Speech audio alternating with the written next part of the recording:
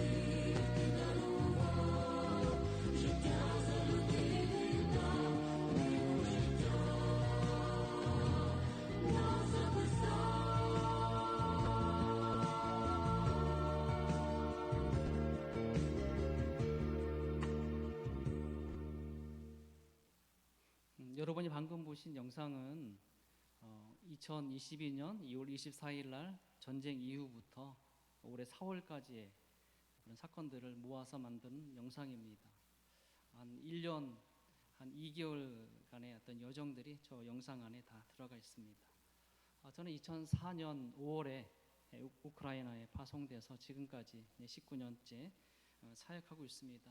사역하고 있다가 아시는 것처럼 작년 전쟁 이후에 정부에서 철수 명령이 떨어져서 한국으로 돌아와서 다시 들어가기를 좀 준비하고 있습니다.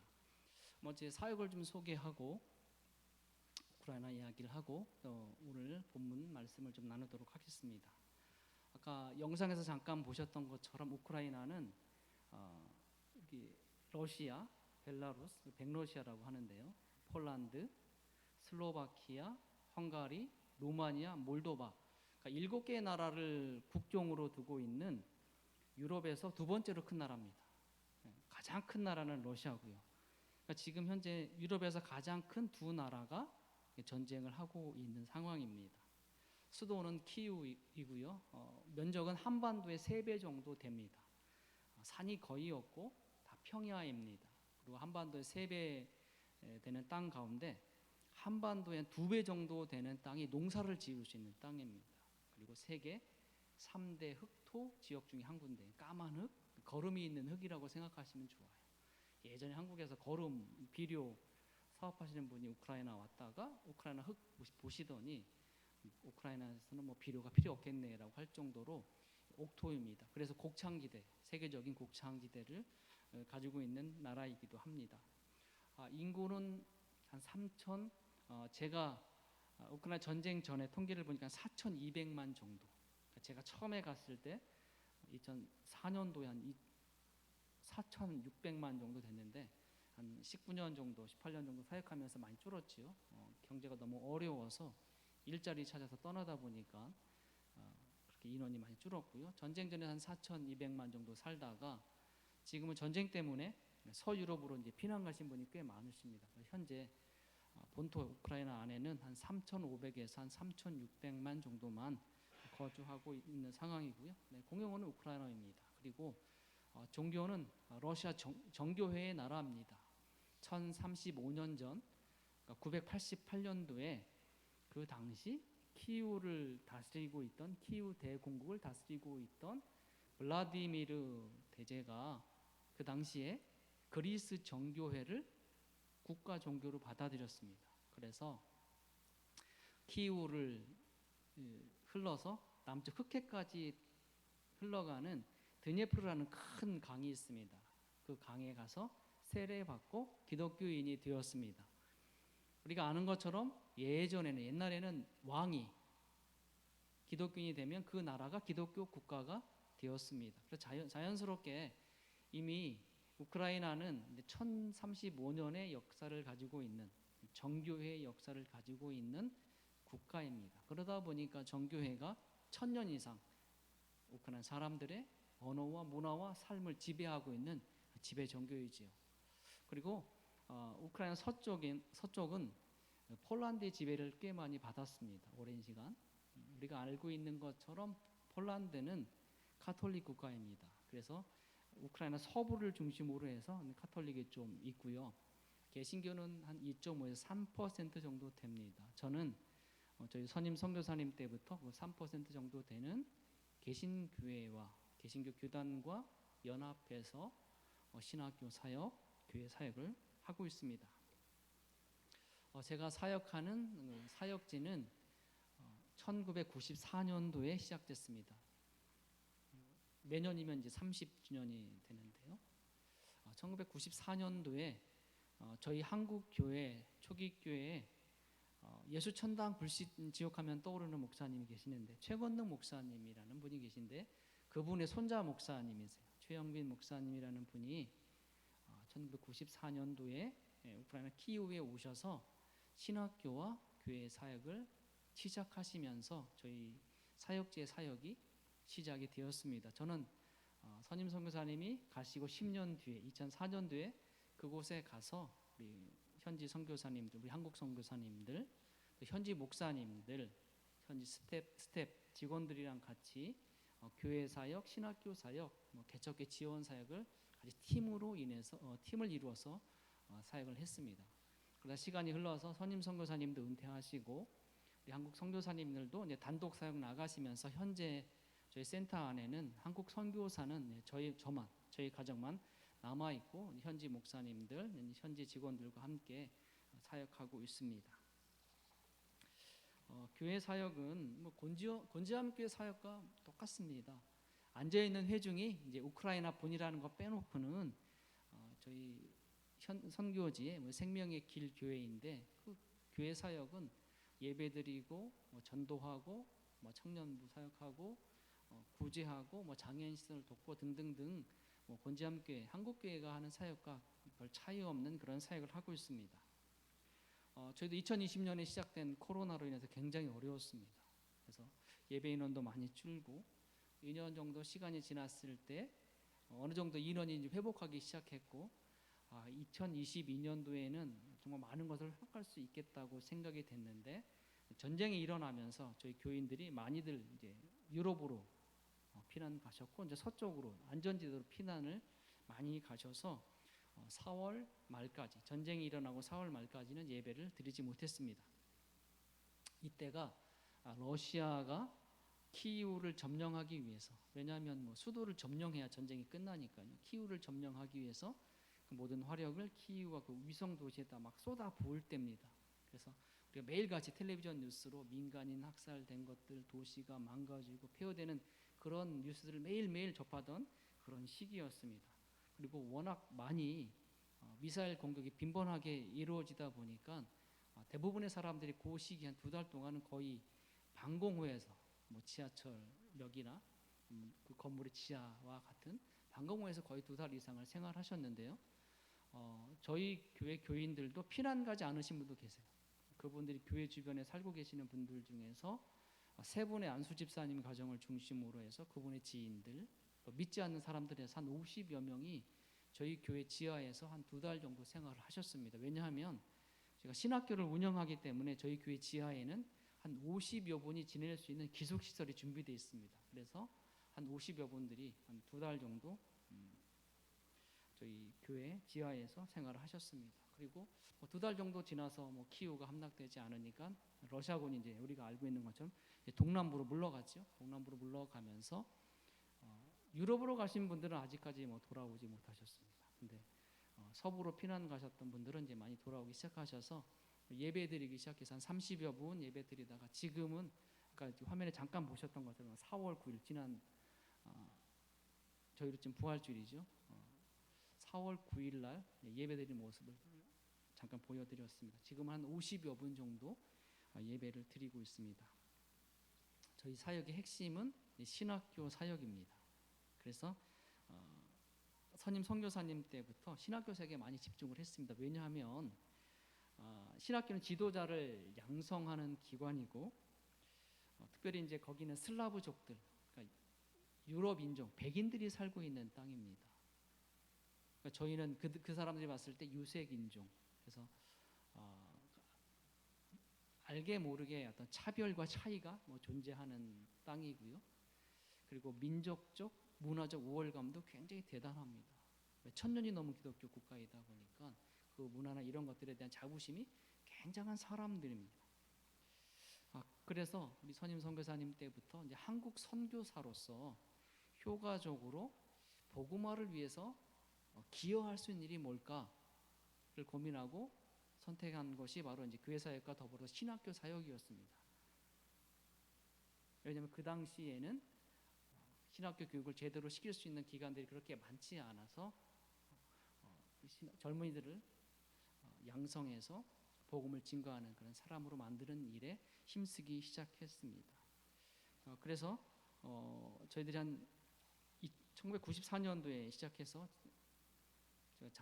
작년엔 졸업식을 못했고 전쟁 때문에 그 전에 졸업식까지 한 600여 명의 졸업생을 배출했습니다. 다양한 분야에서 그분들이 다양하게 사역하고 있고 감사하게도 그분들이 전쟁 기간 동안에도 굉장히 많은 지역에서 피난민을 돌보고 복음을 증거하는 그런 사역들을 하고 계십니다.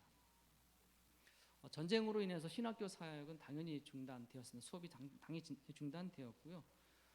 그런데 러시아군이 이제 동남부로 물러간 이후에 이제 5월 말부터는 저희 신학교에서 수업을 시작하자 한 게 아니고 이 서부 좀 안전지대죠. 폴란드랑 가까운 서부 지역의 두 과정에 있는 학생들이 우리 다시 수업을 진행했으면 좋겠다. 그분들이 요청하셔서 5월 말부터 신학교 수업이 부분적으로 시작이 되었고 감사하게도 그 해 6월달, 그 다음 6월달부터는 군종 위탁 교육을 저희가 맡아서 진행하게 되었고 올해 2월달부터는 또 아버지 학교도 저희가 시작했습니다. 개척교회 지원 사역은 여러 사정, 현지 사정, 뭐 사역제 사정으로 인해서 당연히 중단되었고요. 대신에 신학교를 졸업하신 우리 사역자들을 중심으로 해서 그분들이 하는 피난민을 지원하는 사역들을 저희가 하고 있습니다.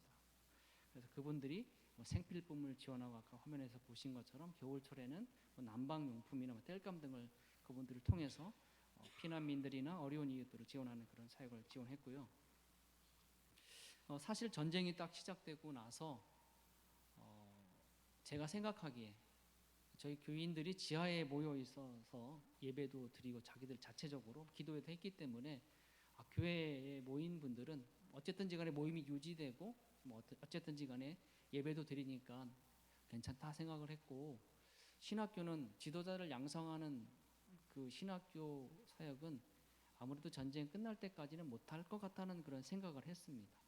그런데 오히려 그 학생들이 요청해서 신학교 교육이 다시 시작이 되고, 그리고 또 새로운 과정들이 시작되는 모습들을 보면서 저는 사실은 내려놨었거든요. 신학교 사역들은 전쟁 끝날 때까지 못하겠구나.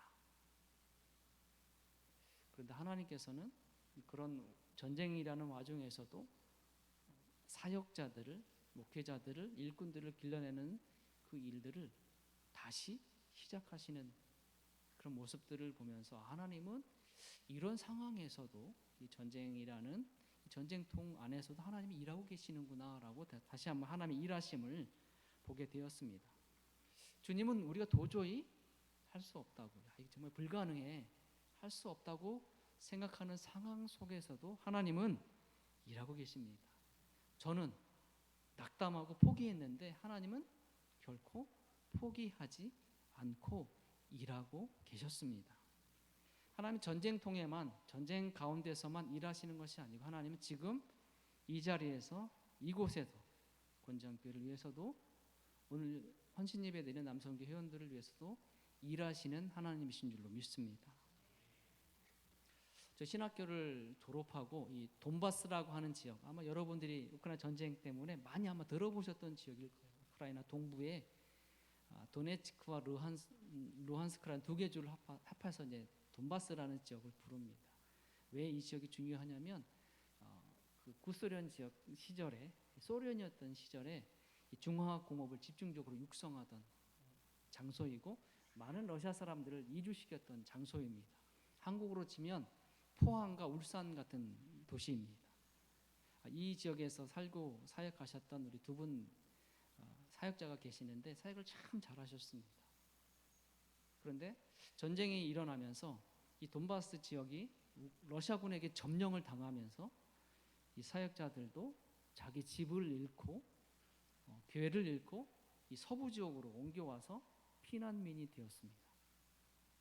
그런데 이분들이 피난민이 되어서 서쪽으로 와서 정처 없이 살고 있음에도 불구하고 사실 저보다 굉장히 어려운 상황이거든요. 저는 나라에서 나오라고 해서 지금 안전한 한국 땅에 있지 않습니까? 그분들은 우크라이나 내부 안에 있으면서 자기의 집도 잃고 교회도 잃고 사역기도 잃고 피난민과 똑같은 상태로 피난 와 있는 상태임에도 불구하고 그분들이 오히려 더 어려운 사람들을 돕고 피난민들을 돕고 섬기고 그분들과 함께 예배드리는 그런 모습들을 보면서 그들이 저한테 보고하는 것들을 들으면서 마음에 큰 감동을 받았습니다. 전쟁으로 인해서 사람들의 마음이 많이 열렸습니다. 복음에 대한 수용성이 굉장히 높아졌습니다. 예전엔 전도지 주고 예수 믿으라고 해도 귀담아 듣지 않던 사람들이 전쟁이라는 특수한 상황에서는 마음의 문이 열려진 거죠. 귀가 열려진 거죠. 그래서 이분들이 사람들을 섬기고 복음을 증거하고 거기에 반응해서 모인 사람들, 사람이 모이면 그 사람들과 함께 그들이 어려운 가운데 예배드리는 그런 모습들을 보면서 하나님은 전쟁이라는 최악의 상황 속에서도 한 생명이라도 더 하나님은 하나님 백성 되게 하시기를 기뻐하시는구나 라고 제가 배우게 되었습니다. 저희 교회도 아까 화면에 보셨던 저희 교회도 생명의 길 교회인데요. 제가 모르던 분이 꽤 많이 계셔요. 전쟁이 시작되면서 여러분들이 나오신 거예요. 이야기를 들어보니까 저희 교회만 그런 게 아니고 키우와 다른 많은 교회에도 많은 사람들이 나와서 예배 드리고 있다고 합니다. 이 사역자들이 피난민과 어려운 사람들을 돕기 위해서 서쪽에 살고 있음에도 불구하고 물건들을 가지고 이 동쪽의 어려운 지역으로 갑니다. 가면은 물건을 나눠주기 전에 집회하거든요. 정말 많은 사람들이 집회에 모여요. 하나님의 말씀에 귀 기울이는 그런 모습들을 보면서 하나님께서는 전쟁이라는 특수한 상황 속에서 하나님의 일을, 하나님께서 가장 기뻐하시는 한 영혼을 구원하시는 일을 하고 계시는구나라고 제가 배우게 되었습니다. 지금 전쟁 중인 우크라이나에서 수많은 영혼들이 주님 앞에 돌아오고 있습니다. 지금 저희들은, 대한민국은 휴전 상태이죠. 그러니까 전쟁이 없는 상태입니다. 그러나 우리가 느끼든 느끼지 못하든 간에 사실 저와 여러분들은 삶의 현장에서는 눈에 보이지 않는 영적인 전쟁터에서 우리들은 살아가고 있습니다. 눈에 보이는 우크라이나 전쟁에서 1년 한 2개월 정도 이제 가까이 되고 있는데요. 양측하면 뭐 대부분 사상자가 한 30만 명 이상의 사상자가 나왔습니다. 그런데 가만히 생각해 보면 우리 눈에 보이지 않는 영적인 전쟁터에서는 우크라이나 전쟁보다도 더 많은 사람들이 죽어나가고 있습니다. 많은 젊은이들이 죽어나가고 있고요. 많은 우리의 어린아이들이 죽어나가고 있습니다. 그런데 우리는 그것에 대한 심각성을 전혀 느끼지 못합니다. 왜냐하면 우리 눈에 보이지 않기 때문에 그렇습니다. 매일같이 뉴스로 방송하고 매일같이 통계로 보여주면 이게 심각하구나라고 느낄 텐데 우리 눈에 보이지 않기 때문에 그런 심각성을 우리가 느끼지 못하고 있다는 거예요. 그런데 우리가 예수 그리스도를 따라가는 하나님의 사람이라면 이런 심각성을 우리가 느껴야 합니다. 왜냐하면 우리가 심각성을 느껴야 거기에 대해서 우리가 반응을 해요. 우크라이나 전쟁이 심각한 걸 아니까 자꾸 지원해 주는 거 아닙니까? 방어할 수 있도록, 공격할 수 있도록 뭔가 자꾸 지원이 나가는 거 아닙니까? 우리가 그런 영적인 전쟁에 수많은 영혼들이 죽어가 나가고 있다는 심각성을 느껴야 우리가 어떤 행동을 하게 돼 있다는 거예요. 어떤 행동을 해야 한 영혼이라도 살릴 수 있는 그런 길이 열려지고 그런 방법을 우리가 찾아갈 수 있다는 사실입니다. 영적 전쟁으로 인해서 수많은 영혼들이 죽어가고 있다는 심각성을 느끼는 여러분들, 특별히 오늘 헌신 예배드리는 우리 남성교회 회원들을 통해서 삶의 현장에서 여러분들을 통해서 증거되어지는 예수 그리스도 복음을 통해서 수많은 영혼들이 죽음에서 생명으로 옮겨오는 놀라운 역사가 있기를 주의 이름으로 기원합니다. 저희 19년 정도의 사역에 보면 네 번의 큰 변곡점이 있었습니다. 2004년도 처음 갔을 때 12월에 생긴 오렌지 혁명, 그리고 2013년 11월부터 2014년 봄까지 이어진 유로 마이단 혁명, 그리고 2019년도에 시작된 개인적으로 저희 교회와 세무서 간의 법적인 분쟁, 그리고 작년에 시작된 우크라이나 전쟁이라는 큰 네 번의 변곡점이 저희 사역 가운데 있었습니다. 근데 그 사역의 변곡점에서 늘 배우는 게 있습니다. 주님의 생각은 다르구나. 주님의 길은 다르구나. 이것을 제가 배우고 있습니다. 그래서 늘 변곡점마다 늘 이렇게 묻습니다. 하나님의 생각은 무엇입니까? 하나님께서 원하시는 길은 어떤 길입니까? 라고 제가 묻고 있습니다. 이 우크라이나 전쟁도 마찬가지입니다. 1년이 훌쩍 넘었습니다. 계속 묻습니다. 하나님, 어떻게 우크라이나 땅에 이런 전쟁이 일어날 수 있습니까? 같은 러시아와 우크라이나 정교의 문화권이고 같은 슬라브족이고 우크라이나 사람들 4명 가운데 1명이 러시아와 친인척으로 얽혀있는 이 땅에서 어떻게 이런 잔혹하고 참혹한 전쟁이 일어날 수 있습니까? 묻고 있습니다. 물론 시간이 흘렀을 때, 전쟁도 끝나고 시간이 흘러서 하나님이 그래서 전쟁을 허락하셨구나라고 제가 이해할 날이 올 수 있겠지만, 그러게 되기까지 많은 시간 동안 저도 고뇌하고 기도하고 때로는 불평도 하고 낙담도 할 것입니다. 왜? 꼭 하나님이 일하시지 않는 것 같은 그런 느낌? 꼭 지금과 같은 상황입니다. 정말 매일같이 하나님 전쟁을 빨리 끝내주십시오 기도하고, 하나님 제가 사역했던 그 현장으로 돌아갈 수 있게 하나님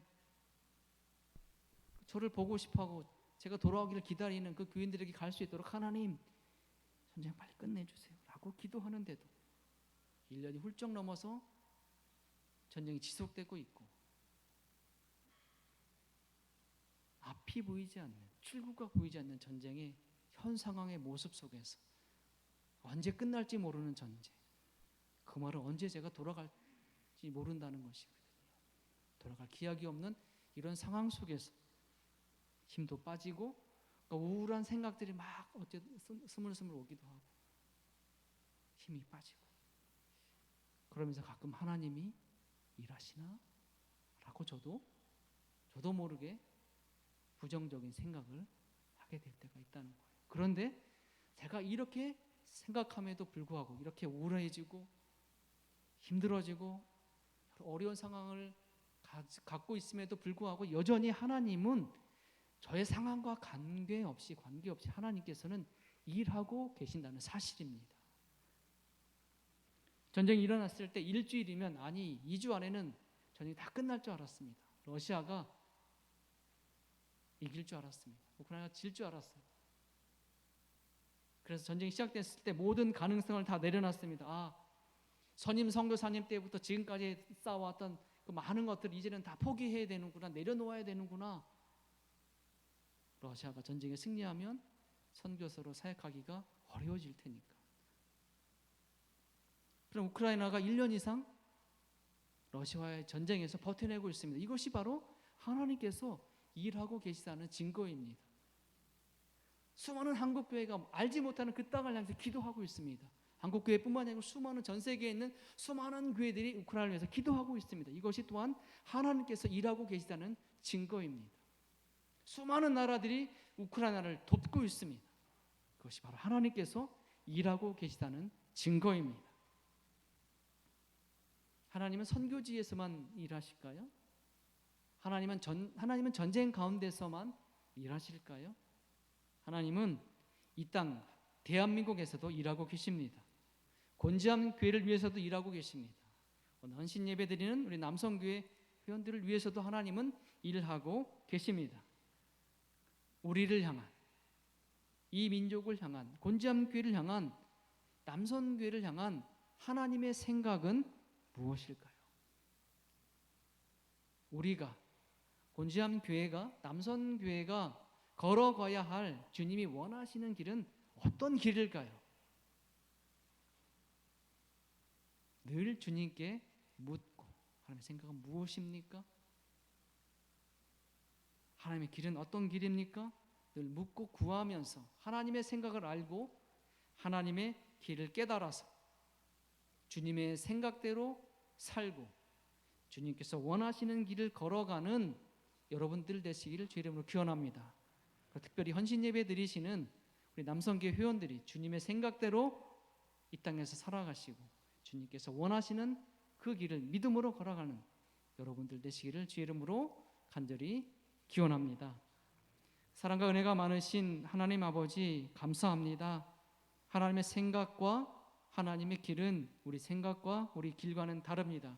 그러기에 우리가 하나님의 생각을 알기를 원하고 하나님이 원하시는 길을 걸어가기 원합니다. 하나님께서 그 생각을 우리에게 주시고 그 길을 우리에게 보여주셔서 우리가 믿음으로 하나님의 생각대로 살아내고 하나님께서 원하시는 길을 걸어가게 하여 주시옵소서. 모든 것 주께 의탁하오며 우리 주님 예수님의 이름으로 기도드립니다. 아멘.